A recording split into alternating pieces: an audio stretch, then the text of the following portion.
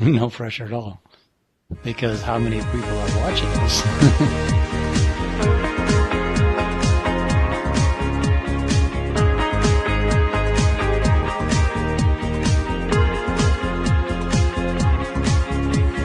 Welcome to LOA Today. I'm Walt Thiessen here with life coach Tom Wells and our Doctor of Thinkology, Alyx King. It's Friday, January the 25th, 2019, 8 a.m. New York time, 5 a.m. in Los Angeles, 1 p.m. in London, and Sydney, Australia is at midnight, wherever you are in the world. Thank you for joining us for yet another edition of LOA Today, your daily dose of happy. And I am still setting things up here, but I think I got most of it going. That's the good thing. How you guys doing? Alyx and I talked on Tuesday, but of course Friday is the only time I get to talk to you, Tom. So I'll start with you. How's it going? Yeah. Well, it's going good. Got a little bit of snow here finally. That's fantastic. Yeah. So the fourth time this whole season we've gotten some snow. Wow. And I get excited because then I think, oh, good, the trees are going to survive. I'm always into the trees. Well, it seems crazy. I mean, you live in Boulder, Colorado. This is like snow central, and you only have this little amount of snow this year. It seems amazing to me. Yeah, it is. I mean, but it's been happening that more and more every year we get less. I mean, less and less every year we get less. Less every year. Oh God, I just blew that. Yeah, but me personally, what's that? You blew it beautifully. Oh, thank you.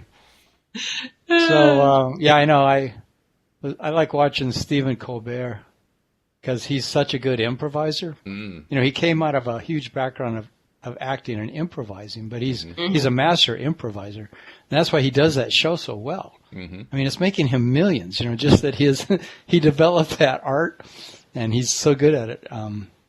I do some comedy improv sometimes, and it really takes a lot to be super present like that.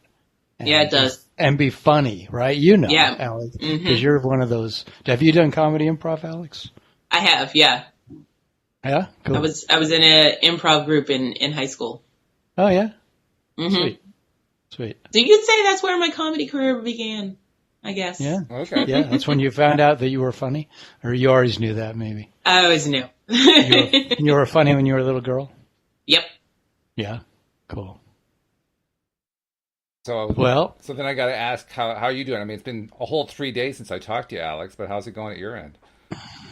Things are going good. I organized a lot of stuff. I cleaned a lot of stuff. I did a whole makeover situation. I gave myself a facial, did my eyebrows, a lot of maintenance going on this week.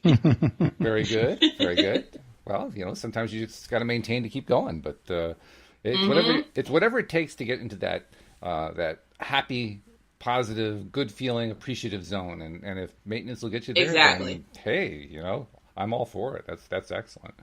Are we recording? How are you doing, Walt? I'm doing fine. You're right. I never actually turned the recording on. I'll do that right now. I know. So here we go. Yes. Well, that's why I have you here. You always remind me of these things. Recording has started. So yeah, okay, thank you. I appreciate that.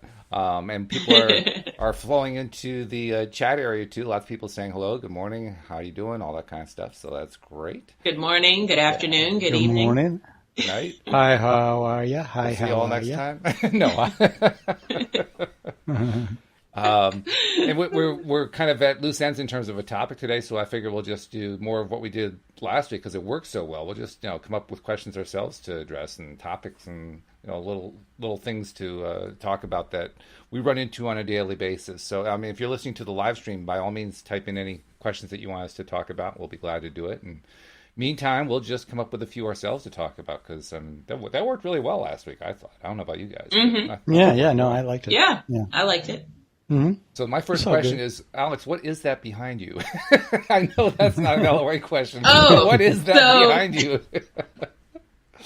This is actually the backside of our wine rack. It's like a wine rack, but it's like it holds glasses up top. So on this side is the living room. So we have pictures of my niece on this side, and then on the other side is the kitchen. So that's where all the wine and wine glasses are. Okay, I thought maybe it was like a family shrine or something because I saw the photos there and I saw all the the architecture. I'm thinking there's got to be something special going on there. But okay, that makes sense. No, I we just understand. like collecting cool stuff. You just collect cool stuff. Oh, yeah, that's okay. That's good. And you were mentioning before we got started that Tom has changed his background around, so we're just doing this whole background thing today. Yeah. Yeah. I'm sitting in a different chair that gives me more staying power. Well, plus you're also 'Cause I showing used to the follow- star. I tend to fall asleep during the Codcast. The podcast. podcast. The Comcast. Me and Tom have the same star. Yeah, Same That he, star. yeah, that he Hers- has hanging. Yeah, I hers have. is in her bedroom. Yeah. Yeah, How'd you manage to do that? I'm curious. Is that just another law of attraction? I got mine synchronicity? in New Hampshire. It was a gift from my mom when she went on vacation. I actually Uh-huh. had 3 of them. I got mine in a cool shop in Boulder because there's lots of cool shops in Boulder, with all kinds of that stuff. And this was one of those shops that sells things from all over the world that are fair trade items. So this is some kind of a fair trade item. I don't know where from, but I think Indonesia or somewhere like that. Okay. Cool, cool. It's really cool. It's really cool. Yeah, if you want, I could go and give you a close up of it. And nah. No, I think we ought to get to the meat and Yeah, potatoes of the topic. questions. Yeah, get to the good The stuff. law of attraction. Yeah. So, all right, who's going first today? I'm not even going to assign it. I'll just say who's got the first question, and we'll see who pops up their hand up. Alyx has got her hand up. Go, Alyx. Ding. Okay, what do you do when you get angry? A good question, and it happens every single week for some people. It happens every single hour for some people. So yeah, that can be a pretty important thing. Probably the answer is not to bury it. Because when you bury it, all you do is just make it continue to haunt you for the rest of your life. So we'll kind of rule that answer out entirely. Actually, you know what I do? I do what they call the walking meditation. I literally get up and I just start walking around, working out the energy. That's my way of getting it out. And if I'm really, really angry, then I'll grumble and maybe even shout something. But I try to make it a point not to direct my anger at a person. I try to direct it at the wall or at a tree or I know, poor tree, but something other than a human being, just so that they don't feel like I'm angry at them or that it's all their fault or whatever. But yeah, Right. Well, that explains the flat spot on your forehead. Hitting those trees, hitting those walls. Oh, no, he didn't. I'm speechless. That was fantastic. Oh, the shade is real. Woo. So, with that answer in mind, I'm going to pass it along to you, Tom. What do you do when you're angry? I don't get angry. I stuff it. No, I think I did learn at a really early age to stuff it because it wasn't okay in my family. Only my mother could get angry. My dad would get angry in really kind of a repressed way, where he would take it all inside and then he would see the steam coming out of his ears, but he wouldn't let it out. So I kind of learned to not let it out. So I think I just sort of internalized it, and I'm trying to let it out more these days. I'm trying to let myself at least notice that I'm angry. I like it when I say to myself, "Oh, I'm angry," because I'm pretty even keeled kind of guy.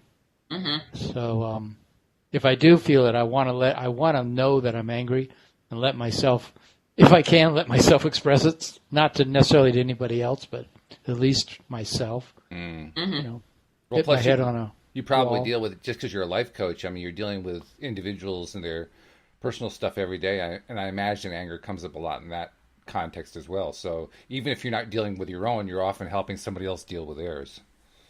Yeah, it's pretty common. I mean, a lot of people don't overtly talk about their anger. I think a lot of people do try to repress it, actually. But I do hear about it, yeah, for sure. Yeah. So, okay. So how about our audience? Is anybody? Well, that's a good point. Let's see. Nasha says anger bottled up can make for serious health issues. Boy, is that the case. That's really true. Facts. Yeah. And William says, Bill G's tuned in. That's great. Anger is generally due to an unmet expectation. So you need to first determine what your unmet expectation is, and then you can start to deal with it on an internal level. That's I like that answer. Yeah. That's very, very good. I wish there was an emoji for a star. I don't have a star emoji, but that's all right. I'll give him a heart. Oh, you give everybody emojis who calls in, who checks Well, in? I try to like people's comments, to partially like them and partially just to let them know, yes, we see you, and you're acknowledged, because I think acknowledgement is really important. Yeah, it is. Oh, and it's not on the topic of anger. It's actually on the topic of joy. Siraj is saying he had another successful presentation. This time they grabbed. Oh, congratulations! This time they grabbed 436 new client prospects out of one presentation. Holy Nice. cow! That's awesome. He must have been to a pretty big crowd. I think it was over 1,000, if I remember right. But even so, Yeah. that's he talked about talking to a lot of people. Yeah. Well, that's a great response. That's an incredible response rate. Well, so congratulations. That's really a He must be a good speaker. Oh, yeah. Really, really well done. That is great. That is great news. It's amazing what you can do, first of all, when you're not angry, and second of all, when you're in that good frame of mind and you're believing and you're just putting out there everything's going to work out, and then it does. That's like, oh. Yeah, that's wonderful. Yeah, that's really, really good stuff. Yeah. Congratulations. So, I don't see any other comments about anger. How about you, Alyx? You brought up the question. What's your solution on, what do you do when you get angry? It depends on why I'm angry. I like, what was it? Was it Jeffrey that gave that great answer? Oh, that was Bill. That was Bill G. Bill G. I like his figure out why your unmet expectation is. Because that speaks volumes. It does. Because it's so true. It's like, oh, that is the reason. Yep. But what do I do when I'm angry? I take the Walt route, and I do the walking meditation. Literally, I do the walking meditation thing. Like, I'll walk around the house. I'll find something else to do. Try to take my mind off of it. But at the same time, like, I'll stomp it out. If I have gotten really angry once and actually punched a wall. So, ooh, ouch. Yeah, but that was, yeah. Who got hurt more, you or the it wall? I studied karate for years, so I know the right way to punch, so it doesn't hurt. Wow. So the wall took the brunt of that one. Yeah. And the wall didn't get hurt either. Really? Wow. Yeah. Now, if I had kicked the wall, there would have been a problem. There would have been some holes to fill. Yep. It reminds me of something that happened when I was quite young, and it was when I was still a churchgoer. I was like probably 10 or 11 years old, and my cousins were roughhousing near me. I was just standing near a wall, and I don't remember exactly what happened, but one of them kind of careened into me. I slammed into the wall, and there was a huge Walt mark in the wall from where he slammed me. Walt mark. And I'm thinking, I was just standing here. A Walt mark. That's great. Yeah. I never heard of those. Something Walt knows about it. Oh, it's a Walt mark. Well, it was like the shape of my body. 6 feet high, wall, 6'6". From where 6'8". Yeah. been shoved into the drywall. The drywall just didn't handle it, and there it was, a Walt mark. Yeah.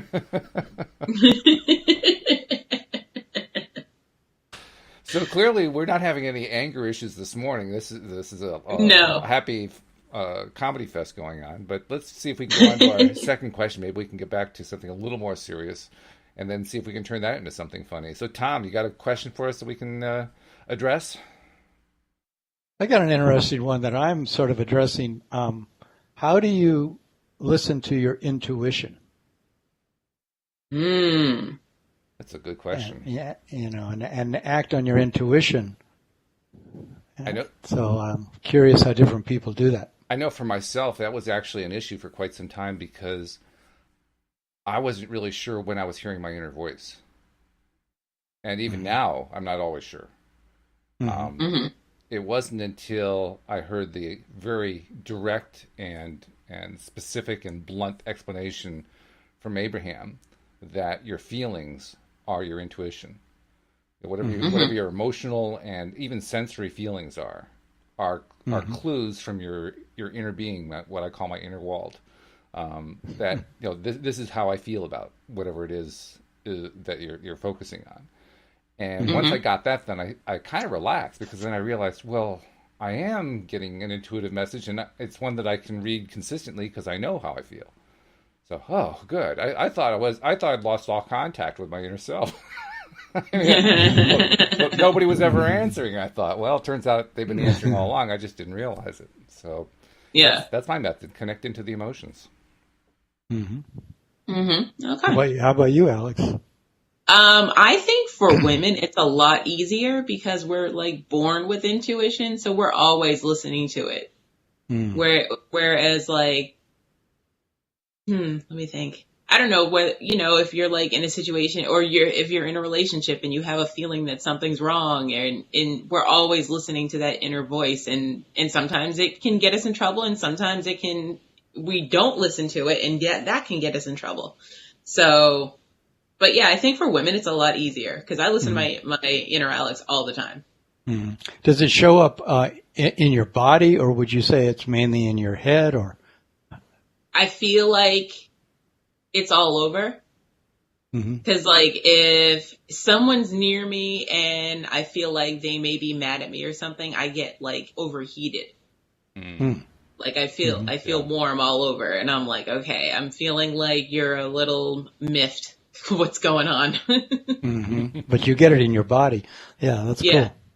But it all translates to your brain eventually, because you have to process what the feeling is. So. Yeah, I feel like I feel it in my body, and it's like either an or an It's like just sort of a sense of, yeah, I want to go with this, or I don't want to go with that. I've been practicing it for the last several years because Abraham originally talked about it so much about, are you following your impulse? There's impulse that comes from source, and I feel like that's so key to my doing with my life. What I really want to do with it is if I'm following an impulse as opposed to following an analytical, decision. Because sometimes those things that, to notice the difference between if I'm struggling with what my decision is, or is it flowing, and when it's flowing, I feel like that's when I know that I'm doing the thing that feels like the next best thing to do. You know what I mean? Like sometimes just something will call me and to read something, or to get on the internet and check something out, and I'll just kind of know in my whole body it feels right to be doing that. And I'm questioning it less and less, I'm going with the impulse. I was just realizing always go with your intuition. I was just realizing that a lot of the time, this sounds strange, a lot of the time my inner world gives me the silent treatment. And by that I mean there are many times where my inside will disagree with what I'm focusing on or choosing or thinking about or considering, and it will initially manifest, if you will, by just what I'm calling the silent treatment. I'm not getting any answer, and then if I really push it, it starts to feel like a inside, and if I really push it, it starts to feel even more like an inside. So the message is there, but it's so subtle that I very often miss it. So that's why I call it the silent treatment, because it feels like I'm not getting anything at all. Or maybe it's so subtle because you were doing the right thing in the first place, so you didn't even need it. Possibly, but what I found is when it's something that is the right thing, I actually get a strong feeling, a surge of whoa, that feels good. That feels really good. Yeah. Yeah. So it's more like the on-off switch of, if it's on, then it's yes. If it's off, or it's like, oh, then it's no. Okay. Yeah. I've been spending the last 5 years or so learning to slow down, and to not always feel like I have to always have an agenda, and that's a good way then to, in those spaces of slowing down, to see what what voices are speaking to me in terms of, what do I really want to be doing in terms of action? Because sometimes action is just not really required as much as we think it is. There's a lot more room to just be. Our world is designed, so much to be active, to be accomplishing something and be productive and show up in the world with all these results, But I think a lot of that is conditioned. And we don't have to be that way so much. The whole society could benefit by slowing down, I think, a bunch. And then you listen and you see, like if we lived out in nature, what would nature be saying to us, Right. They say the average, like anthropologists say the average indigenous tribe, I don't know if there's this actual, statistic, but they say they work maybe 3 hours a day, anything they could call work that they're actually doing. Everything else is chilling, they're maybe, preparing food or, just hanging out, singing, dancing. I think we try way too hard in our modern culture to produce results. Yeah, good point. Very good point. Bill G had another insightful comment. He says, I was dealing with a client this week who was going through a very dark time, and at moments I really didn't have a clue what to do. So what I did was I allowed things to happen the way it was supposed to go, as guided by his higher self. And I was able to say the right things, and the things actually worked out in the end. And I know exactly what he's talking about, because I've done the same thing here on the podcast. I mean, there have been times where I really had no idea where the podcast was going to go next. And, whoever my co-host was looked at me like, okay, where are we going next? And I'm thinking, I haven't the faintest idea. But I just kind of went with it, and, it would go into a really cool direction. So that's intuition. Yeah, yeah, I guess that is, isn't it? Because you get an impulse, and those impulses come subtly sometimes. We don't even realize that we are being guided, I love that question. I think it was in some Abraham stuff I was reading where they said, how do you know that the thoughts coming in your head, that you're generating them, or that they're actually could be coming from source? And you don't know. I mean, unless you stop and listen and slow down and start to realize maybe I'm not creating everything so much as I think I am. Maybe a lot of this is being orchestrated for me in some kind of a divine way. There's something wonderful happening here that I'm just trying too hard to be in control. I have noticed that there is I guess you might call it a geographical signal that often tells me which it is, whether it's me creating it in my own mind, or if it's something that I'm getting from my internal Walt or higher self or whatever you want to call it. And that is, if I'm generating it, I find it's more up here. If I'm just getting it, it's more down here. So there's like a different location. And if I can pay, when I can pay attention to that, that's when I have a better sense of where's this thing coming from? Did I just make this thing up? What is it? Yeah. So that's another clue. I think that really comes down to what do you find works for you? Because everybody's going to have their own way of identifying what their intuitions are. And that's more like trial and error. It's more like just trying it out and seeing and testing that. Well, that didn't quite work right, until you find what the pattern is that works for you. Because it's got to be different for everybody. We're all different people. Right. Yeah. I find it helps to be asking myself, am I listening, and am I feeling truly receptive to receiving impulses that are coming to me? Or, am I struggling? Because when I'm struggling and trying, I don't notice impulses at all, really. It's all like on my shoulders. But when I say, I just want to be listening and receiving, I love that feeling. Then I get better dreams, all kinds of things happen that open me up to what's going on in my body. I for years, I never really asked that question. And now I heard this thing saying your body is your subconscious. Your body is your unconscious. So whatever you ever want to know what's going on with your unconscious, just see what's going on in your body. It's telling you a lot, but we've got to learn to listen. A couple more comments from our audience. Shelley said, "You are the source, so it's all good," which is an interesting point. I mean, even if you feel like you're generating your thoughts, you're still connected to source. So, yeah, that's valid. Bill G agreed with Good that. point. And Bill also added, your best thoughts and or insights generally come from your angels and or higher self. How you interpret that and integrate it into your life is all on you. And that's another piece of it too, because it's not just what message are we getting, is what does it mean to us?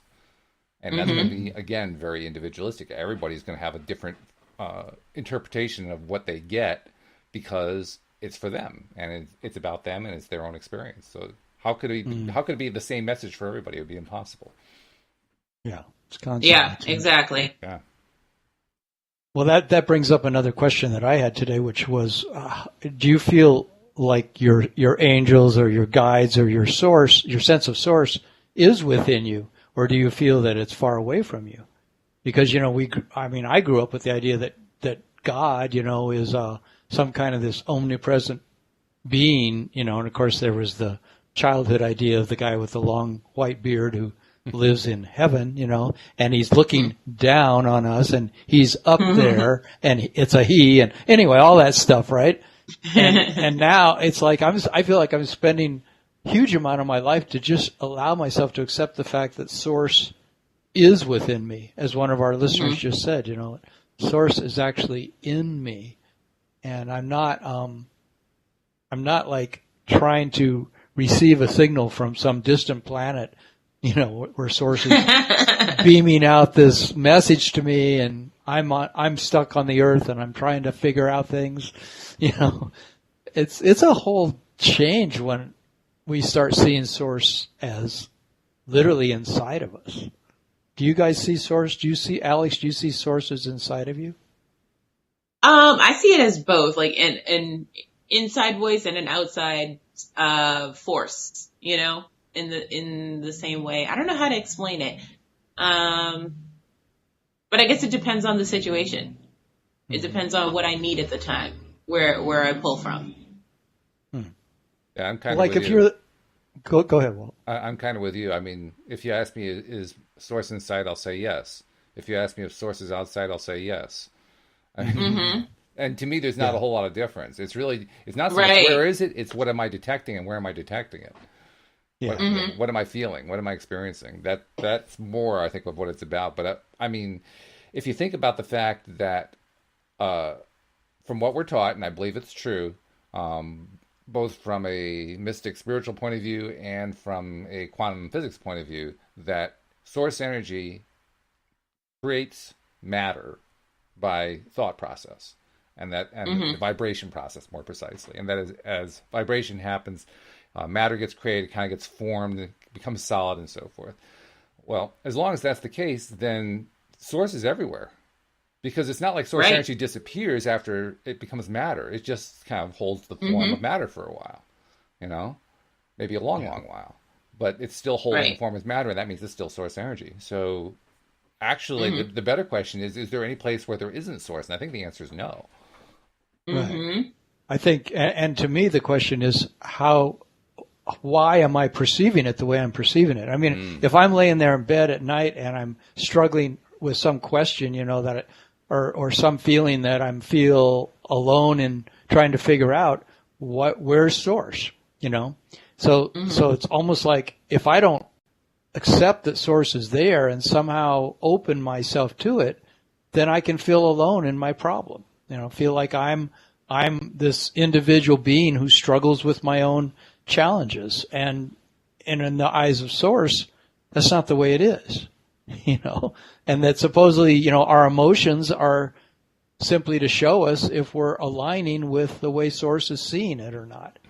So if we're feeling angry or sad or fearful, that's a sign that source is not seeing it that way, and it's hard for me to not think of source as this outside force, like the old idea of God almost. But it really isn't that. I know it really is inside of me. It really is who I am. And it's a big shift for me to really understand that I'm source. I am my higher self. There isn't really a higher and a lower self. There's just self, then self with a capital S. with this whole idea of the small self and the large self and the ego, being this diminutive person who struggles, and I mean, it divides it all up too much. It's like, I'd rather just see it in its entirety somehow. So that's why I feel like I have to surrender and surrender and surrender, so I can listen and receive and understand that I'm not this separate being who's struggling here. That's an illusion. Yeah, that's a good point. Nasha's asking me to explain what I meant when I said that source is both inside and outside. And again, it comes down to this, Nasha. It comes down to what creates matter. I mean, we think of matter as something to create with, but what creates matter? From my perspective, that's how I know that source is both within and without, because the without is the matter area. It's the physical world, right?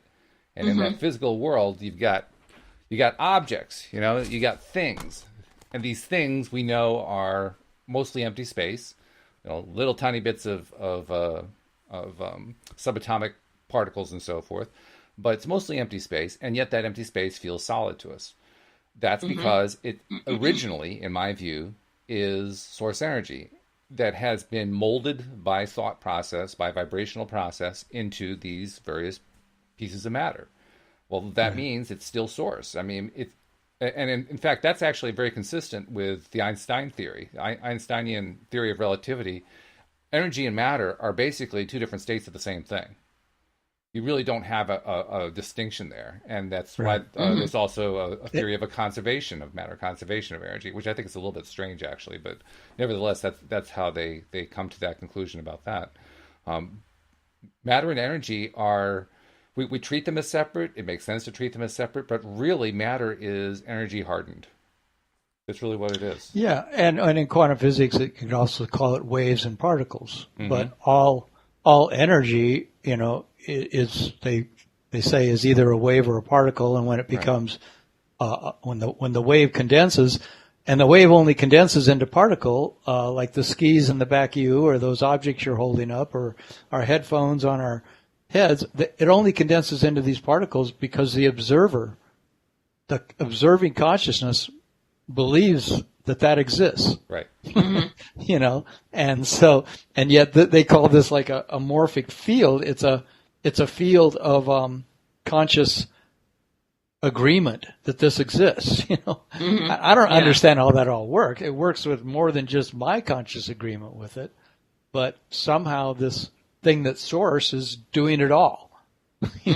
So there's nothing that isn't source, and it's all made out of light somehow, all made out, and not the light that we just see in the light bulb or just from the sun, but there's something even more than that. That's the light, that creates.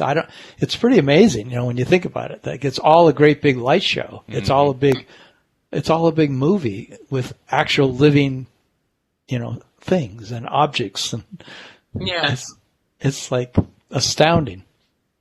If we could see it from that perspective, we would be freed, I think, from so much belief in the quote reality of everything. Yeah, well, that's what I'm always trying to work on in my mind anyway, coming to terms with the fact that all this apparent matter is malleable. Yeah. Malleable. And I'll be perfectly honest, it still floors me at times, but yeah, it really does. Constantly. Yeah. But nevertheless, by the same token, I also know my thought process and the thought process of everybody else ends up changing it, transmuting it, doing all kinds of things to produce completely different physical results from what I would have expected. And, so even if I have a hard time believing at times that all of this stuff, this matter, this physical stuff is malleable, I still get examples of it happening every single day.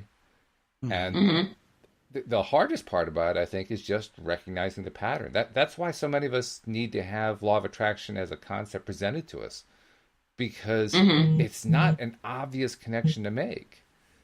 It has to be pointed out to us. I mean, I'm really glad that we've had teachers to do exactly that, because otherwise, I mean, I went through a large portion of my life not making the connection at all. And I was a pretty logical, rational guy throughout that time, but never saw the connection. In fact, if the connection was pointed out to me, I would usually deny it.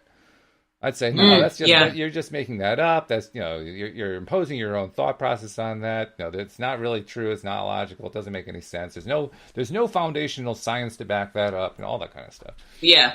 Mm-hmm. And the tricky thing is that thought, if it is creating everything, then it would indicate that there's a lot more malleability than we even know. That we're just sort of like novices. It seems like I feel like I'm a novice, a beginner in understanding how my thought is creating reality, and that I can literally change reality with my thought. It's like, really? But I see that happen every day too. Now we've got another good question here. This one's from Siraj. He says, I was reading some articles on the law of attraction and meditation and came across two terms, segment intending and reality bending. And he wants us to discuss those. Mm-hmm. Talk amongst yourselves. It almost sounds like you're at a test. Okay. Expand and contrast and discuss the topic. Yeah. Right. But segment intending. Segment intending. That one's right out of Abraham Hicks. Tom, you're probably the best expert. Do you want to talk about what segment intending is? Segment intending is amazing.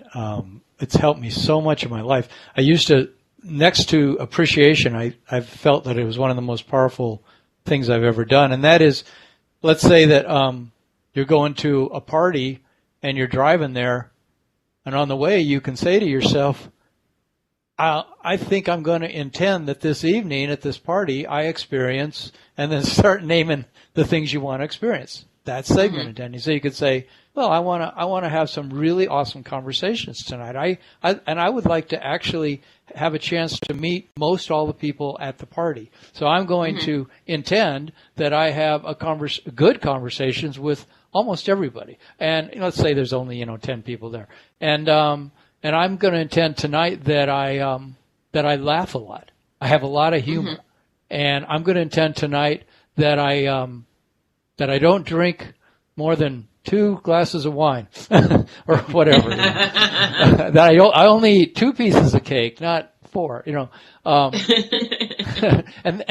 So segment intending is just going into any segment of your day. You can do it when you first wake up in the morning. You can do it at 10 a.m. You can do it again at noon. Do it before you go into a meeting. You could do it before you get on this podcast. You can intend and say what experience you want to have. And it's a powerful thing because I've found it so many times. It just goes down just like I intended. That's what's so cool. Yeah. And in places in the past where I would have been, say, going to a party and maybe my, I'm going to be seeing so-and-so, and God, I hope she doesn't, bring up that issue again about what happened with Joe, and that's segment intending in the wrong way, in the way that's going to set me up for that to happen again. Exactly. And so I can do the opposite. I can go, God, oh my God, Sylvia's going to be there, and I'm intending that I don't talk to her or whatever. I'm intending that I work that out with her. That I'm going to work out this thing that's been bothering the two of us for 4 years. I'm going to have that conversation tonight. So you make that intention, then it's cool to let it go then. After you make the intention, then just go to the party and have a blast. I find that it's not good for me to keep thinking about it. But sometimes in the middle of the party, I go, wow, this is everything I wanted is coming true. It's pretty interesting. It's kind of spooky, actually. But I don't do it as much as I used to. Segment intending is very valuable. I like the reasons and examples you gave. The other thing I'd like to add is segment intending is a wonderful way to help keep yourself into that high vibration place, that really good feeling place. Especially if, like me, you have a history of starting off good and then you find yourself going downhill after a while because you're focusing on the wrong stuff. But when you do a regular process of segment intending throughout your day, doing it 2, 3, 4 times throughout your day, it's kind of like doing a reboot. Restart the day, so to speak. So, you start off good, and then you start to go downhill. You caught the fact that you're going downhill. Do another segment intend for what's going to happen in the next 10, 15 minutes or whatever. Pick yourself back up, and then do the segment intend. And by pick yourself back up, I mean consciously take steps to feel better, because you actually have to do the feeling part before you put out the thought message that you want to put out there to manifest in some way. So give you an example. When Louise was going through the major medical situation she was going through, I knew that I had to limit my segment intending with her to when I felt good. And a lot of the time with that, I wasn't feeling good. So I would literally take myself aside during the day. And my go-to during that period was to go to a photograph of the two of us when we were visiting Seattle, Washington, back in the early 2000s. And we were really, happy faces and all that kind of thing. So it was a good reminder of what we're like when we're feeling good. And then I would focus on that for a little bit, and then I would segment intend whatever I wanted to segment intend. So what I'm pointing out is it's reminding me to go through my day and find times to get myself to feel better, and then do my segment intend. That's how I get the cycle back onto the right track.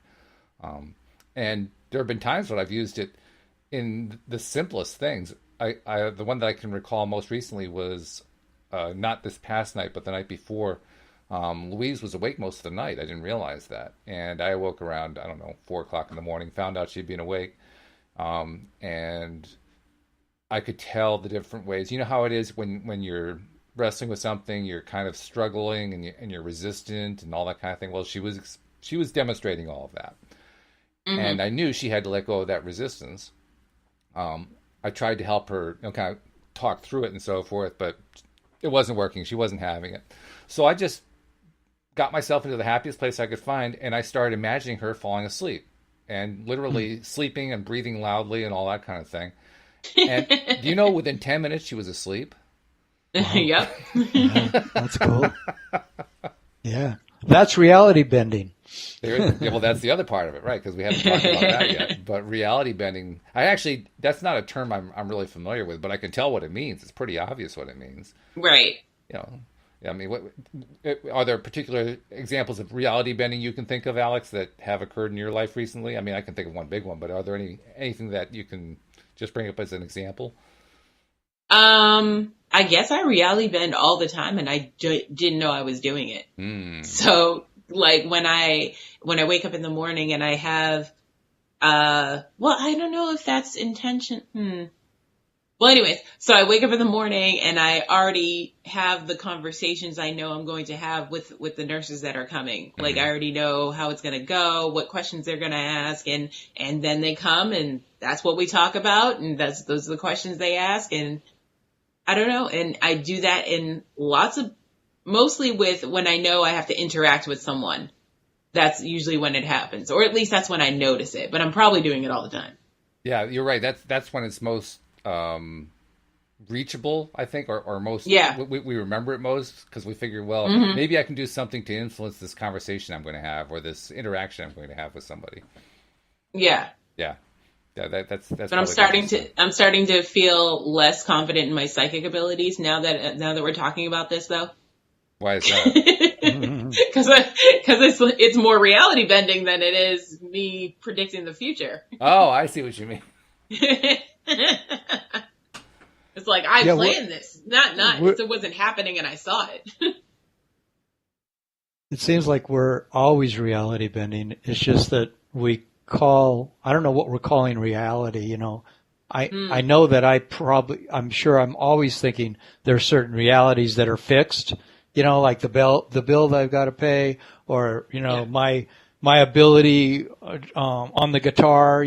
I think of these things as having a certain reality, but it's just basically the thoughts I have about it and my limitations I put on it. That's what defines the reality. But the reality can be bent every second, probably, by our ability to not put things in a box. Much not put such a rigid definition on it that we decide we're limited by that. But if we stop, sit back, that's why it's good to slow down and really ask ourselves, how do I want to approach this, and what really can't be bent here? What can't be altered here? Even if we're having a pain in our body, can it be changed? Yeah, but what is it going to take to do it? That's a whole other story. To me, it takes a lot of relaxation sometimes, and not trying so hard, and sort of just being with the feeling of the pain in my body, and then asking myself, can that change? Can that morph? Is it malleable? Like Walt, like you were saying, Walt, everything's malleable. Yeah, well, it reminds me of when I was in college, and even shortly after that, you could always tell who the science majors were, particularly the quantum physics majors, because they all wore the same T-shirt. The T-shirt said, "Reality, what a concept," and that pretty much summarized it. Yeah, right. So yeah, that was good. So let's see. We need another question. I think it's your turn, Walt. All right. Let's see. What can I come up with here? Well, all right. Let's put it very simple. What's the next thing you're going to try to attract into your life? Ooh. What's your next deliberate creation?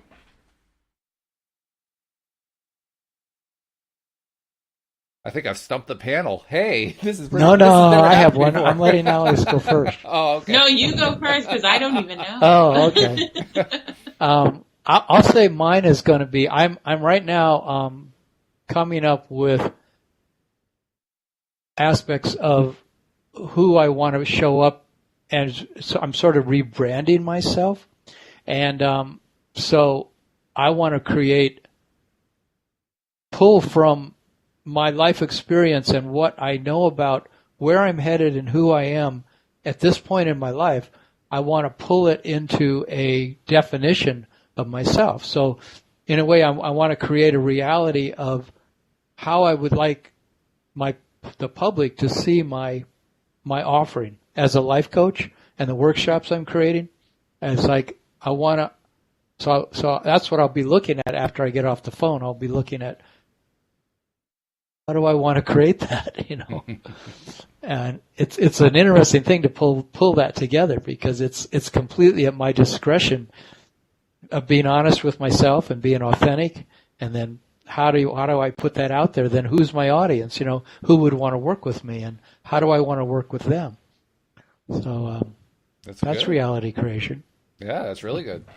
How about you, Alyx? You got anything in mind? What's your next thing to so create? The next thing I want to deliberately create is I'm trying to get Facebook portals for my whole family. So that's next on the list. I'm thinking for everyone's birthday, they get one, and then by the end of the year, we'll all be able to communicate with each other. Even though we group chat now, but seeing each other face to face is totally different. And why Facebook for that? Well, that's what that's who created it, the Facebook portal. Oh, okay. Yeah. Because there are lots of portals. That's why I was wondering, but. Well, it's an actual. You haven't seen the commercial? No. I can't say I have. Okay. No. It's a product. So I got it. Yeah. Yeah, it's a video chatting device. Okay. So you set it up in your home, and it comes with Alexa. So you set it up in your home, and then you use Facebook Messenger to video chat with your other family members or friends or whatever. And it follows you around the room, so you can do everything's hands free. So it's better than video chatting on your phone or whatever. Got it. Okay. Oh, so But they're expensive. It's a little camera. It's a little camera that just follows you around the room and. I guess if you want to simplify it like that, yeah. Yeah. Oh. Okay. I'm also going to create breakfast. I love it. And every meal is very interesting creation, because I can look at the refrigerator and the cupboards and everything. What do I really want to eat? And make it really interesting, I've been creating some meals lately that are incredible. Oh my God. Mm-hmm. I didn't know food could taste so good. It's a great point, put the right things in there. I mean, the other night I was eating this thing. Why didn't I ever make this before? It's so easy to make, But, it's a really great point, though, because we tend to forget that mundane stuff is still created. Yeah. That there's law of attraction still plays a role in it, even if it seems like I just walked across the room and picked something up. there was still a law of attraction element to it. We tend to pretend, we like to pretend that law of attraction is just the magic trick that we do to make something appear out of nowhere. And the rest of the time we're just doing regular stuff. But it's actually involved in everything. And that to me is equally as difficult to remember as trying to remember that all matter is malleable. They basically are in the same ballpark, but that every moment is malleable. Every moment is. That's right. You know, so if you're driving from one place to another and you've got 20-minute drive, that entire 20 minutes is malleable. You know, you could do, you know, what you decide to listen to, at least in your car, and how you decide to think about where you're going and everything. You know, are you going to do segment intending, or are you going to worry about some problem, or are you going to put on some incredible music, and if so, what? You know, are you going to listen to a talk show, and if so, what? Yep. You know, and you have all this fun all day long because you've got all these new segments always coming up that you can do however you want to do it. Yeah, exactly true. I was thinking what my next deliberate creation is, and actually what is probably the next one, I can't say for sure that it is my next one because I'm still exploring it. I'm still trying to decide whether I really want to pursue this. But I had a conversation with Joel yesterday after the morning podcast, and it was kind of a sort of like a 2-person mastermind, and it was also just kind of wide-ranging conversation and really enjoyable. I always love the after calls that I have with him.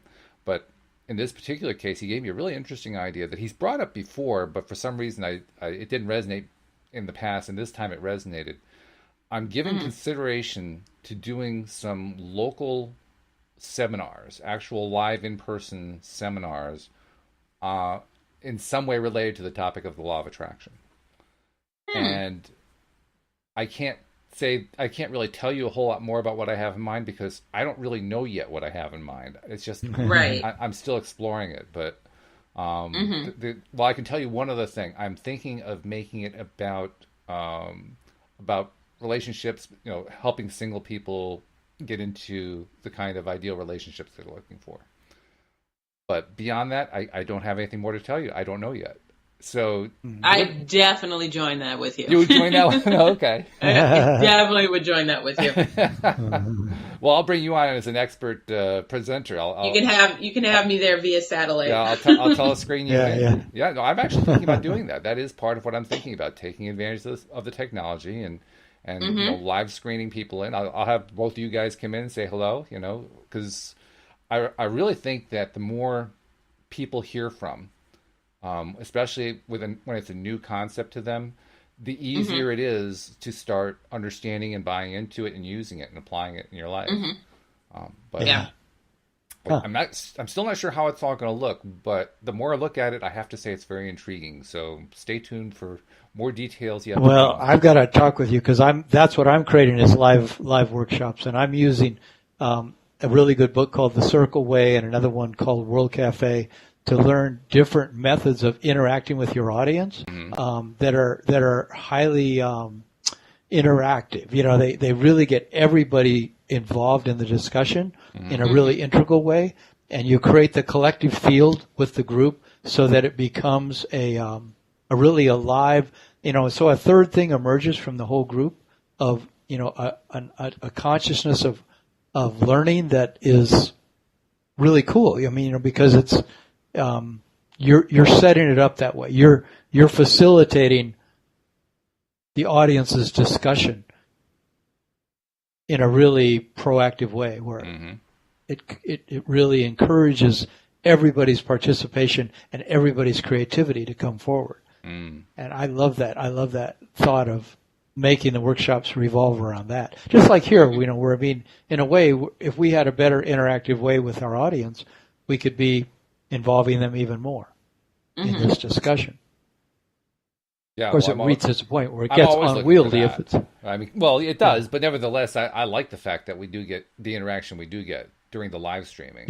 Particularly for people who are commenting. And I'm like you. I'm always looking for ways to increase that. Yeah, anything that I can do along that line, that we can do along that line, I'm definitely in favor of. I still don't know what I want to do with it, with this new concept. I mean, this idea of doing something in the community. I know that I don't want it to be just me giving a talk. I can do that, but that's really not what I have in mind. I have something more along the line of like a conference where you have multiple speakers coming in, both live and telescreen. But I don't have it. It's not more than that yet. That's as far as I've gotten. Right. Yeah. So. Yeah. Well, it sounds good so far. Yeah. I mean, it's intriguing to me. I can tell you that. Yeah. And I like how you're trying to reach the younger audience because that's where that's where we all started. You know, absolutely. That's where I was introduced in my 20s.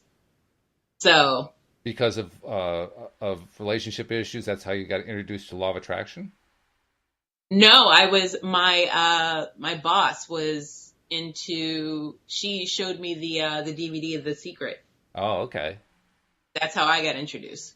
That's another thought that Joel gave me. Actually, I had it, but he also gave it to me. He has a long-standing policy. Whenever he gets a new client, he gives them a copy of The Secret. He buys he buys used copies in bulk, and he told me yesterday he has bought over the years over 2,000 copies of The Secret and distributed it. Wow. I mean, can you imagine? Like, holy cats! Talk about keeping them in business. Yeah, really. So and he just buys them bulk loads of them.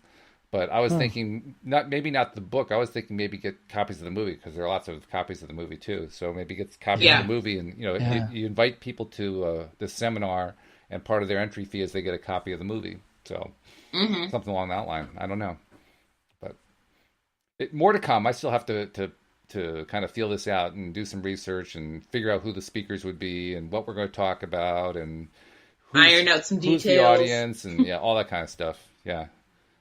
And try to do all that without actually planning it and just letting it come. See, that's the hard part for me. Let it come to you. Just let it come. Yeah. So you might want to check out the website of the World Cafe as to see how they organize their seminars and conferences. It's okay. I mean, it's a method used all over the world now by giant corporations down to civic organizations, but it's a wonderful way to involve everybody in a really integral way. Mm-hmm. Yep. Very good. Cool. We have a few minutes left. I want to make sure I get our announcements in. Are you subscribing? How come you're not? Come on, subscribe. That's how you get all the good episodes coming to your smartphone every day. It's really easy. The links are in almost every place where this podcast is being posted. If you don't see the link, just go to the homepage of the website, loatoday.net, and just pick your particular advice, click it. It'll walk you through the process of being a subscriber. And then once you're a subscriber, share with people that you know who you think might be interested that you're listening to the podcast. Tell them why you like it so much. Tell them why you think it's useful, how it's helped you in your own life. Tell that kind of story because we want to keep spreading the word and helping more and more people get their daily doses of happy. And Tom, for somebody who's looking for life coaching, that's what you do for a living. How do they reach out to you? Yeah. And go to my website, which is youarejoy.com. That's the 3 words, youarejoy.com. And then on there's a page they can fill out their information for a free half hour of coaching. So, it often turns into an hour, but if someone wants to check out my coaching, they can have some time with me and then see if they would like to do more. No expectation. And maybe in that half an hour, learn some cool things. Always a good have stuff. Some good experience. Yeah. And Alyx, what's going on with you? I mean, I know you have your TV show podcast. Do you have any upcoming episodes to tell about, or anything else you want to tell about that's going on that people should know about? I'm doing an episode next week. There's a list of CW cancellations that are upcoming, so that should be interesting. CW cancellations. You're going to have to, for those of us who are not rabid TV viewers, you're going to have to do a little translating. CW is a channel. It used to be the Warner Brothers channel, but now it's I don't even know what CW stands for. Country Western? No, it's not Country Western. You're not a Country Western comedian? Not at all. But it's the channel that has like Supernatural, Supergirl, all the superheroes are on that channel.